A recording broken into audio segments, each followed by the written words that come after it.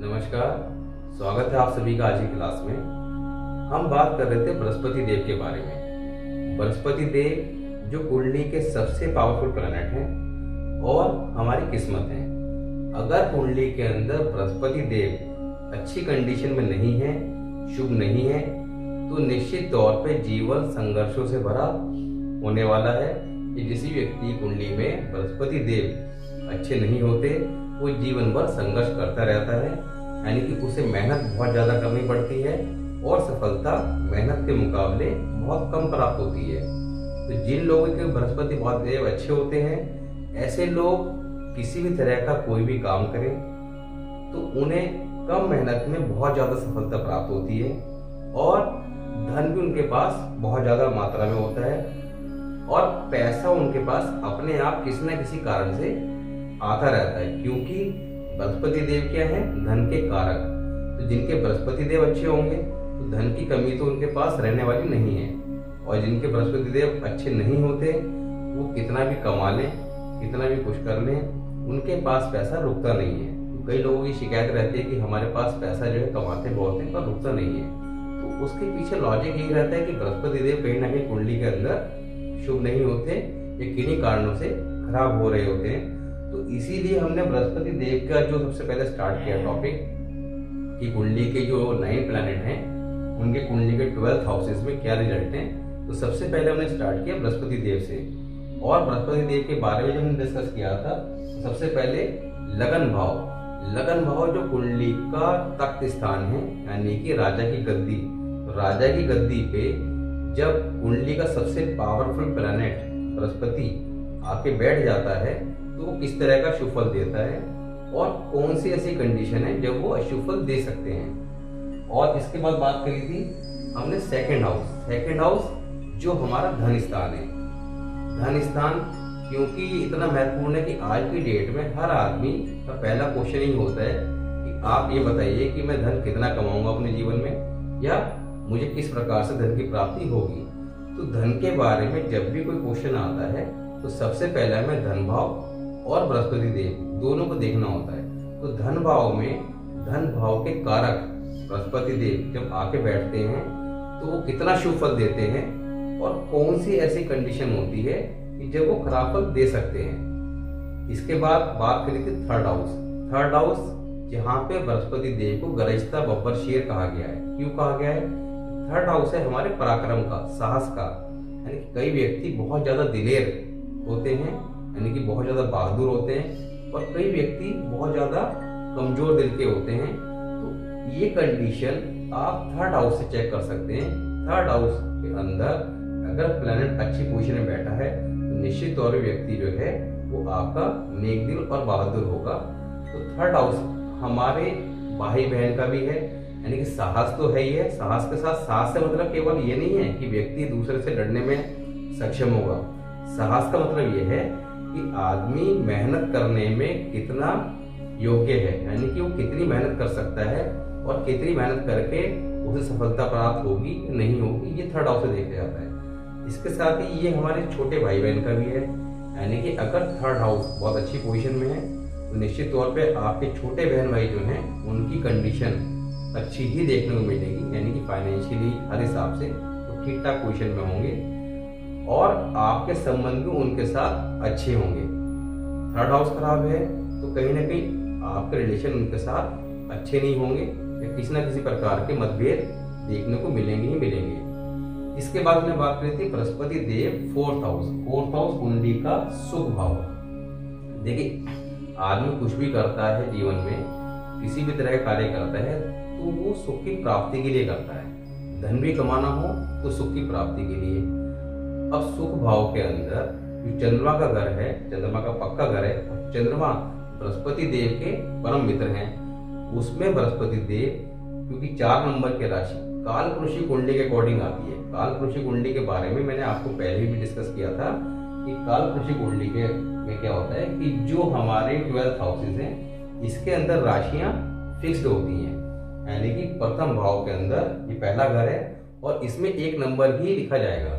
किसी व्यक्ति कुंडली हो उसमें हम 1 नंबर ही लिखते हैं, जबकि जो हमारी वैदिक एस्ट्रोलॉजी की जो कुंडली होती है जो हमारे घरों में रहती है उसके अंदर आप देखेंगे कि आपके परिवार में अगर 4 लोगों की कुंडली है तो किसी के यहाँ पे 8 नंबर लिखा होगा, किसी के 6 नंबर, यानी कि लगन भाव किसी का कन्या होगा, किसी का वृषभ होगा, किसी का तुला होगा, किसी का मीन होगा, इस तरह अलग अलग होंगे। तो यहाँ पे हमने कुंडली के अंदर काल पुरुष कुंडली को कंसिडर करना है, क्योंकि लाल किताब की जो पद्धति है वो काल पुरुष कुंडली पर आधारित है। और काल पुरुष कुंडली के अकॉर्डिंग जब हम प्रेडिक्शन करते हैं तो बड़ी सटीक बैठती है। आप खुद भी जब चेक करेंगे अपने परिवार की कुंडली निकाल के, और जो प्रेडिक्शन हम बता रहे हैं और जो रूल हम बता रहे हैं उन रूल को जब अप्लाई करेंगे तो निश्चित तौर पे आपको जो चीजें बताई जा रही है वो देखने को मिलेगी। तो फोर्थ हाउस के अंदर 4 नंबर की राशि आती है और बृहस्पति देव यहाँ पे उच्च के हो जाते हैं।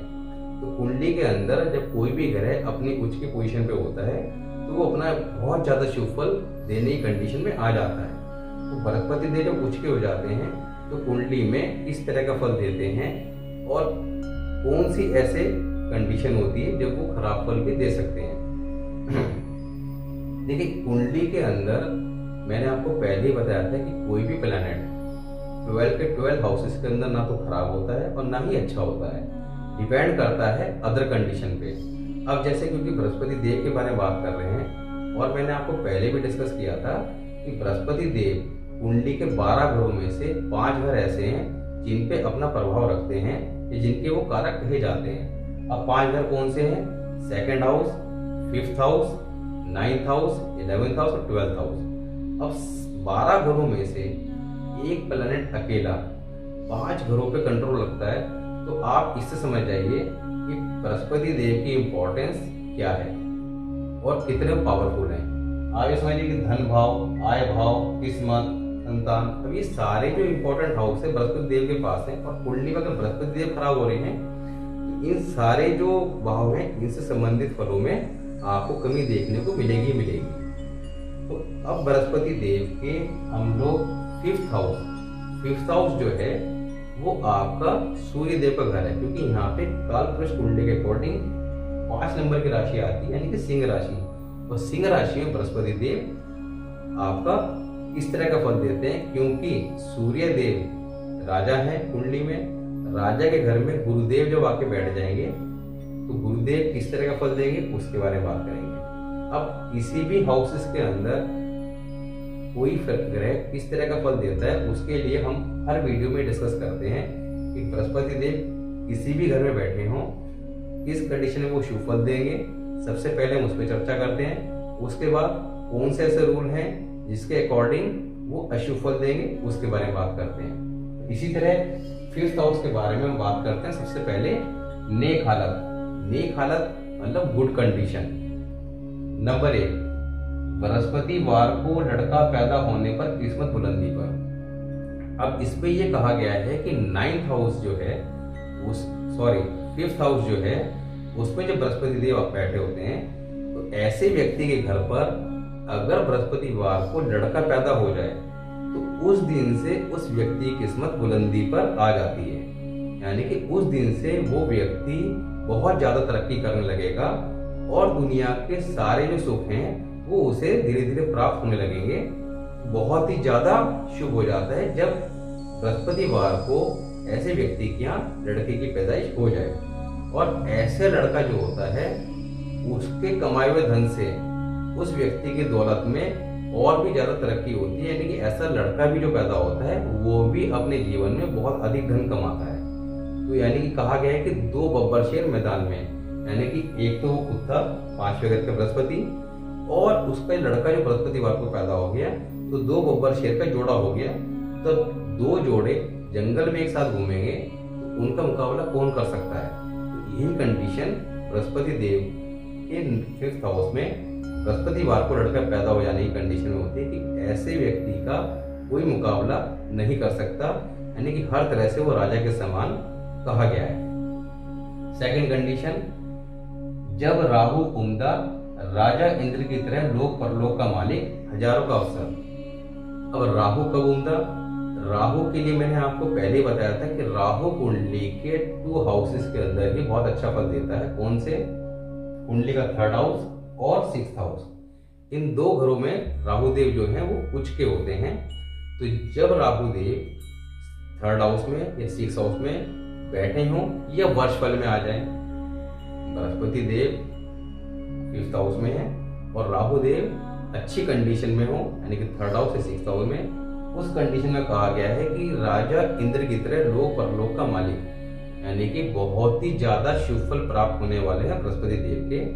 क्योंकि जब बृहस्पति देव अच्छे हो जाएंगे तो ऐसे व्यक्ति की किस्मत जो है वो हमेशा बुलंदी में रहनी, क्योंकि किस्मत के कारक बृहस्पति देव है।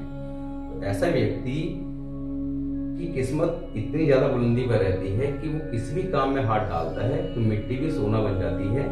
और ऐसे व्यक्ति की लॉटरी या गड़ा हुआ धन, इन सब चीजों की अचानक कहीं से धन की प्राप्ति के योग प्रबल बनते हैं और निश्चित तौर पे ऐसे व्यक्ति को कुछ न कुछ इस तरह के धन की प्राप्ति होती है कि उसे बिना मेहनत करे जीवन में धन की प्राप्ति किसी न किसी कारण से होती रहती है। यानी कि ऐसे व्यक्ति को बिल्कुल भी लाइफ के अंदर स्ट्रगल तो करना पड़ता ही नहीं है।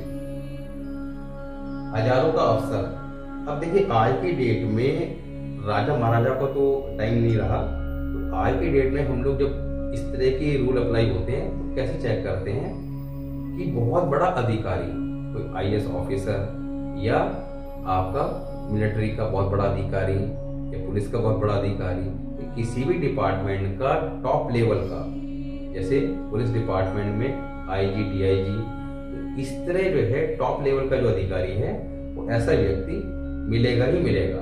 तो जो लोग भी इस तरह के पदों पे होते हैं उनके बृहस्पति देव कहीं ना कहीं कुंडली के फर्स्ट में, सेकंड में, थर्ड, फोर्थ, फिफ्थ इन हाउसेज में देखने को मिलेंगे। थर्ड रूल क्या है?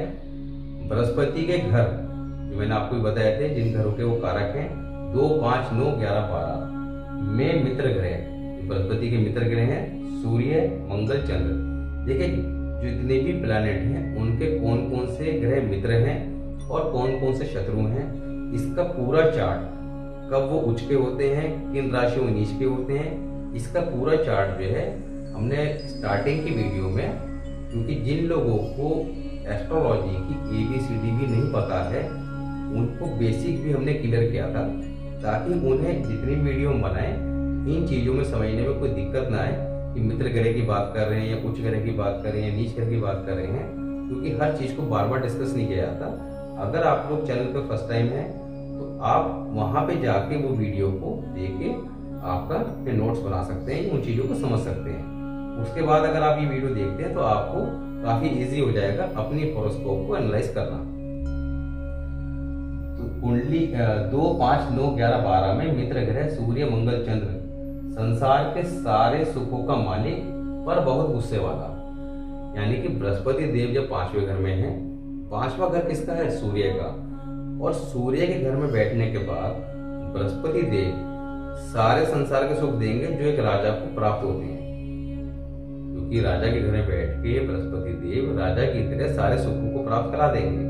पर एक माइनस पॉइंट बस देखने को मिलेगा, वो ये है कि ऐसा व्यक्ति के अंदर गुस्सा बहुत ज्यादा होगा, यानी कि वो गुस्से, जैसे वो कहते हैं ना कि एक आदमी आग बबूला हो जाता है गुस्से के कारण, तो ऐसे व्यक्ति बहुत ही ज्यादा गुस्से वाला होगा। बाकी इसमें कोई कमी नहीं होगी, दिल का अच्छा होगा, सारे काम अच्छे होंगे, पैसा बहुत होगा, सब कुछ, पर गुस्सा बस थोड़ा सा ज्यादा ही होगा। फोर्थ कंडीशन, जब सूर्य, चंद्र और पापी राहु केतु प्लस बुध उंदा, खुशहाल भगवान राजा विक्रमजीत की तरह बुलंद, यानी कि जब फिफ्थ हाउस में बृहस्पति, कुंडली में सूर्य और चंद्र अच्छे हों, पापी राहु केतु भी अच्छे हों, और कुंडली में बुध, क्योंकि बृहस्पति के बाद बुध को सबसे पावरफुल प्लैनेट माना गया है। अगर किसी व्यक्ति के बुध और बृहस्पति कुंडली में अच्छे हैं तो ऐसा व्यक्ति संसार के सारे सुख निश्चित तौर पर प्राप्त करता है, क्योंकि बुध क्या है? बुध हमारी वाणी है, बुध हमारी अकल है। तो जब व्यक्ति के पास बोलने की कला है, उसमें दिमाग भी अच्छा है और साथ में किस्मत भी साथ दे रही है, तो ऐसा व्यक्ति निश्चित तौर पे सफलता तो प्राप्त करेगा ही करेगा। तो कुंडली में सूर्य, चंद्र और पापी राहु केतु प्लस बुध अच्छा हो तो खुशहाल भगवान, खुशहाल भगवान से मतलब कि सारे सुखों का मालिक, दुनिया का कोई ऐसा सुख नहीं है जो ऐसे व्यक्ति के पास ना हो। और राजा विक्रमजीत की तरह बुलंदी, यानी कि ऐसे जातक हर क्षेत्र के अंदर, देखिए बृहस्पति देव हमारी इज्जत है, शोहरत है। जब कुंडली में बृहस्पति देव हर तरह से अच्छे होंगे तो ऐसा व्यक्ति समाज के अंदर बहुत इज्जतदार होगा। कई सारी संस्थाओं या कई सारे इस तरह के ऑर्गेनाइजेशन से वो जुड़ा होगा, और जुड़ा होने के साथ साथ वो एक ऊंचे पद पर आसीन होगा कि जहां भी वो निकलेगा सब लोग उसे सलाम करेंगे। तो इस तरह की हैसियत का मालिक होता है। नेक्स्ट रूल है, जब शनि 9 या वर्ष फल में 9 में आ जाए, यानी कि बृहस्पति देव 5th के समय 5वें घर में जब बैठे हों, तब शनि बृहस्पति देव का जो घर नंबर 9 है वहां पे हो कुंडली में, या वर्षफल। देखिए वर्षफल के बारे में पहले भी मैं 2-3 बार एक्सप्लेन कर चुका हूँ कि वर्षफल क्या है। वर्षफल होता है कि आपका जिस दिन जन्मदिन होता है उस तिथि से अगले साल जन्म तिथि जो होती है, डेट आती है, बर्थडे आता है आपका, उस डेट तक का 1 साल का अच्छा बुरा फल जानने का तरीका। तो वर्षफल के अंदर वर्षफल कुंडली अलग बनती है, और जो हमारी जन्म कुंडली होती है वो बताती है कि जिंदगी के अंदर हम किस तरह की बुलंदियों पे जाएंगे, या किस तरह का हम काम करेंगे, या कब दुर्घटना है, या कब शादी है, या कब नौकरी है। पर वो सारी चीजें कब होंगी, कोई शादी होगी कैसी होगी, किस तरह के ससुराल होगी, किस तरह की पत्नी मिलेगी, बच्चे होंगे कितने होंगे, किस तरह बच्चे लायक होंगे नालायक होंगे, पर ये सब चीजें कब घटित होंगी, कौन से साल में होगी, उसके लिए वर्षफल को देखा जाता है। तो लिखा है कि जब शनिदेव 9 नंबर में हो जन्म कुंडली में, या वर्षफल में 9 नंबर में आ जाए, तो ऐसे में कहा गया है कि ये बहुत ही ज्यादा शुभ कंडीशन होती है। ऐसे में शनिदेव उस कुंडली वाले के लिए बड़े ज्यादा शुभ हो जाते हैं, और शनिदेव से संबंधित कारोबार उस व्यक्ति को बहुत ज्यादा सफलता देते हैं। पर यहाँ पे एक चीज ये भी है कि शनिदेव शुभ हो जाते हैं, शनि देव से संबंधित कारोबार ही बहुत शुभ फल देते हैं, पर यहाँ पे बृहस्पति देव से संबंधित कारोबार करने की मनाही कही गई है कि बृहस्पति देव से संबंधित कारोबार आप करते हैं तो आपको फायदा नहीं होगा। इसका मतलब ये नहीं है कि बृहस्पति देव खराब हो रहे हैं। बृहस्पति देव का फल जो है वो शुभ तो था यहाँ पे, शनिदेव जो यहाँ जाएंगे तो फल और ज्यादा शुभ हो जाएगा। बृहस्पति देव जो अपना फल दे रहे हैं वो सबको रहेगा, सिर्फ उसे प्रिकॉशन क्या रखनी है कि बृहस्पति देव संबंधित काम कोई नहीं करना है, बाकी वो कोई भी काम करे शनि से संबंधित करता है तो बहुत अच्छा है। एक चीज और है कि ऐसे व्यक्ति को अगर शनिवार को लड़का पैदा हो जाए, जैसे पहले बताया था कि बृहस्पतिवार को हो जाए, इसी तरह जब बृहस्पति खान नंबर 9 में है तो शनिवार को अगर लड़का पैदा हो जाए तो वो पैदा जो है बच्चा होने के साथ ही उस बच्चे के साथ ही मतलब उस व्यक्ति की जो किस्मत है वो बहुत ज्यादा साथ देने लगती है। जो कंडीशन बृहस्पतिवार को लड़का पैदा होने के समय थी वही शनिवार को पैदा लड़का होने के समय कही जाएगी। तो ये जो कंडीशन थी 5, ये बृहस्पति देव की नेक हालत के संबंध में थी। अब हम बात करते हैं बृहस्पति देव की मंदी हालत कि कौन सी ऐसी कंडीशन है जब इस अच्छी स्थिति में बैठे बृहस्पति देव जहाँ पे बड़ा शुभ फल देते हैं वो वहां पे कौन से ऐसे रूल हैं जब वो खराब फल भी दे सकते हैं। अब बात करते हैं बृहस्पति की मंदी हालत की, यानी कि बैड कंडीशन।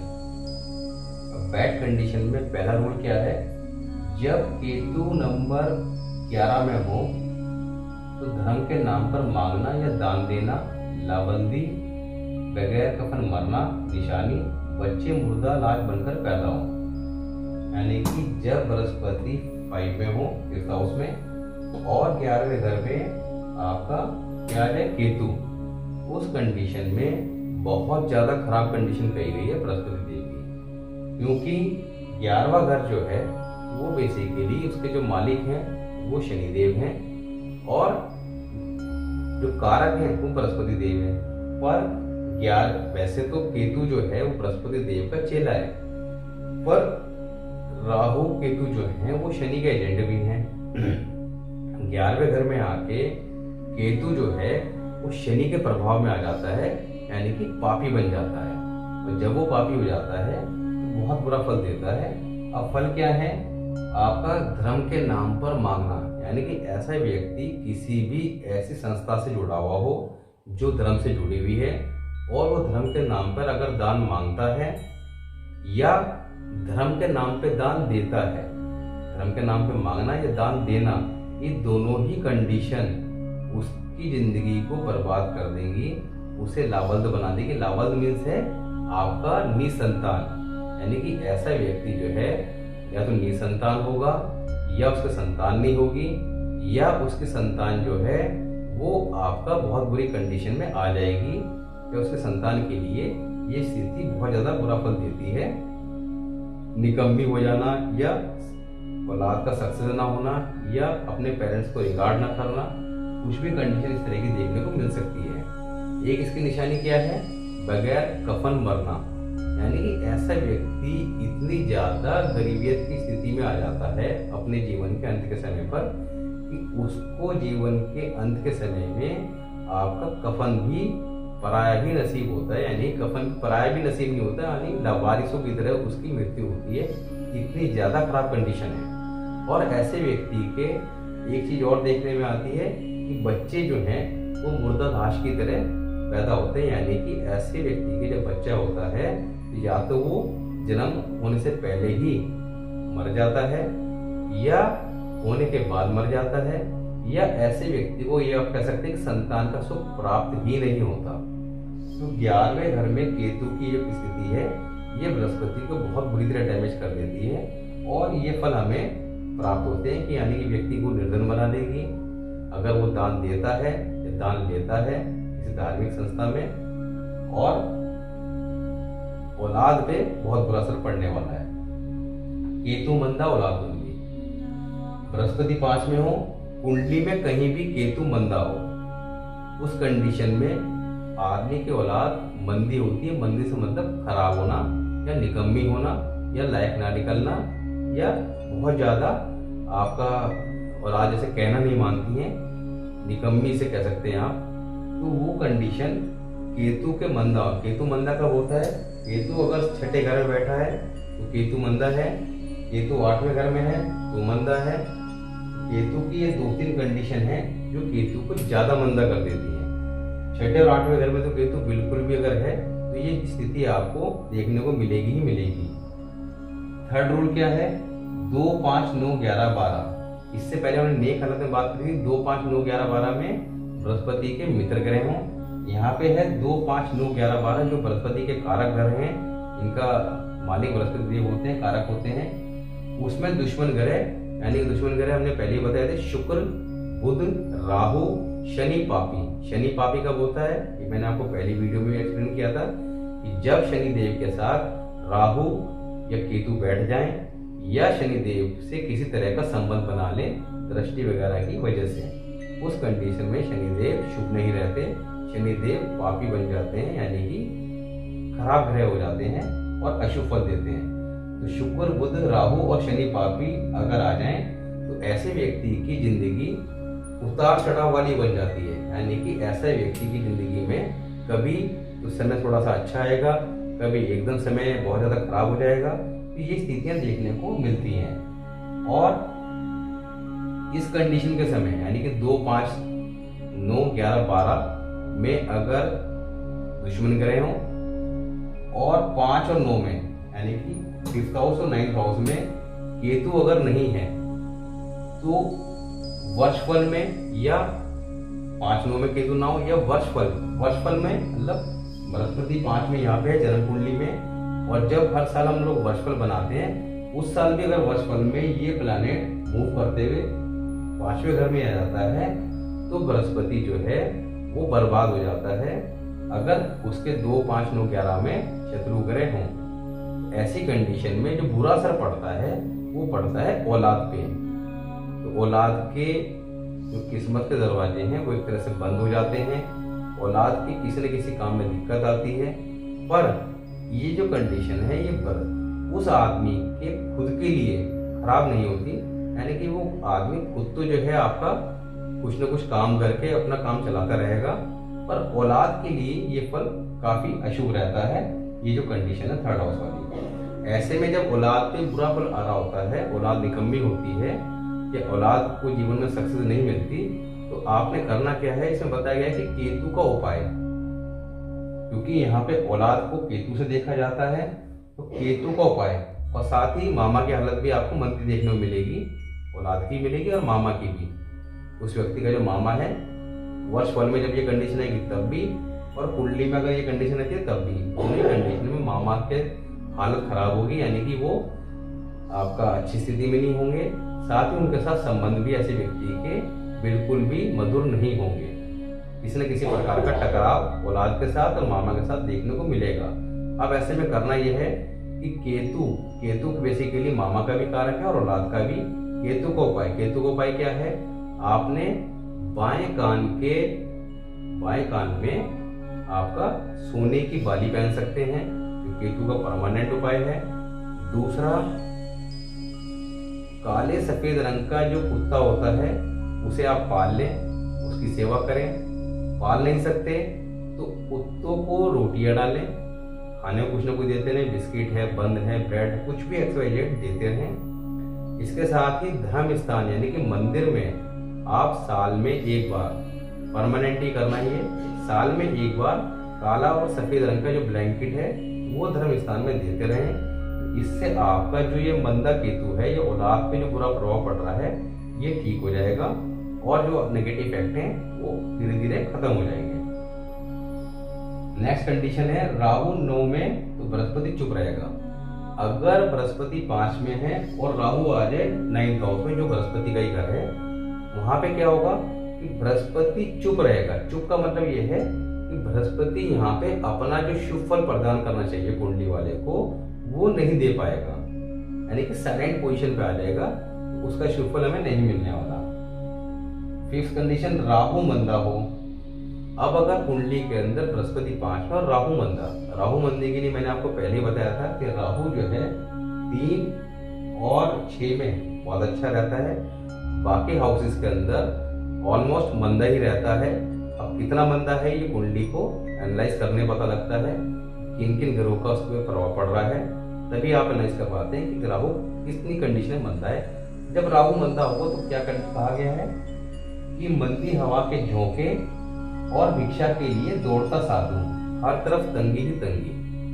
मंदी हवा के झोंके से मतलब ये है कि ऐसे व्यक्ति की किस्मत जो है वो बहुत बुरी तरह डैमेज हो जाती है और व्यक्ति जो है अपने काम धंधे के लिए, अपनी रोजी रोटी के लिए मारा फिरता है, उसे बहुत ज्यादा स्ट्रगल करना पड़ता है, यानी कि वो बहुत ज्यादा एक निर्धन वाली पोजीशन में आ जाता है और हर तरफ तंगी ही तंगी, यानी कि ऐसे व्यक्ति को 24 घंटे या ये समझ लीजिए कि उसे अपने डेली रूटीन के खर्चों को सरवाइव करना भी बड़ा मुश्किल हो जाता है।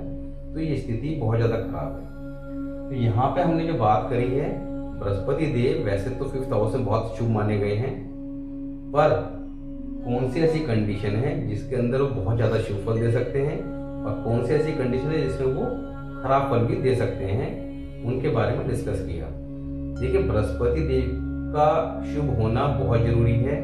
इसके लिए आपकी कुंडली बृहस्पति देव शुभ हैं या अशुभ हैं, आपको कुंडली देखना नहीं आता, अभी मान लिया आपने ये देखना स्टार्ट किया है चैनल, कोई बात नहीं, पर मैं आपको ये कहूँगा कि आप रूटीन में बृहस्पति देव के लिए ठीक करने के लिए एक तो हल्दी या केसर का तिलक अवश्य माथे पे लगाया करें, अपने भी लगाएं और अपने परिवार में बच्चों के सभी के लगाएं, जिससे ग्रेजुअली धीरे धीरे उनके बृहस्पति देव कहीं ना कहीं अगर कुंडली में खराब हो रहे होंगे तो वो ठीक होना शुरू हो जाएंगे और अगर ठीक होंगे तो और शुभ फल देना शुरू कर देंगे। इसके साथ ही अगर बृहस्पति देव के जो रिजल्ट बताए जा रहे हैं और बृहस्पति देव के खराब होने की निशानियां मैंने पहले ही बताई हैं आपको, क्या कि ऐसे व्यक्ति की एजुकेशन क्योंकि शिक्षा का कारक है, तो एजुकेशन में ब्रेक होना, पढ़ाई रुक के होना या बड़ी मुश्किल से होना या बंद, क्योंकि डिपेंड करता है बृहस्पति देव कितने खराब हैं। बहुत ज़्यादा खराब है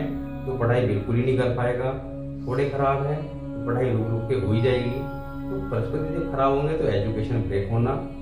इसके साथ ही मैंने आपको बताया था कि हमारे सर पे जो चोटी का स्थान होता है उसके बाल समय से पहले उड़ जाना, ये खराब बृहस्पति देव की निशानी है।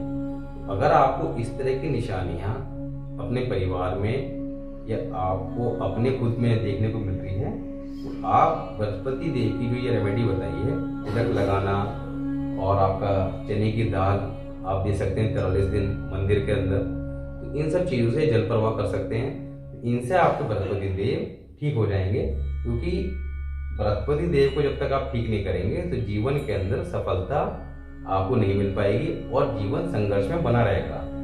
अब इसके बाद नेक्स्ट क्लास में जो हम बात करने वाले हैं वो करने वाले हैं बृहस्पति देव के 6th हाउस में। 6th हाउस बेसिकली जो हम लोग देखते हैं तो रोग, ऋण, शत्रु, कंपटीशन इस तरह की, जैसे हम लोग आपका बच्चे तैयारी करते हैं गवर्नमेंट सेक्टर की या अदर किसी कंपटीशन की, तो उसमें सफलता मिलेगी या नहीं मिलेगी या किस लेवल में मिलेगी। साथ ही छठा घर है हमारी अपयश का। अपयश मीन्स बदनामगी का, यानी कि छठे घर से अगर बृहस्पति देव हैं तो जीवन में एक बार आपको बदनामगी देखने को मिलेगी ही मिलेगी। और अगर शुभ हैं तो ऐसा व्यक्ति जो चाहे वो उसे मिलेगा, यानी कि सोने की थाली में खाना परोसा, इस तरह की बात कही गई है। तो छठे घर के बारे में हम लोग विस्तृत चर्चा करेंगे नेक्स्ट वीडियो में। तब तक के लिए नमस्कार, जय श्री।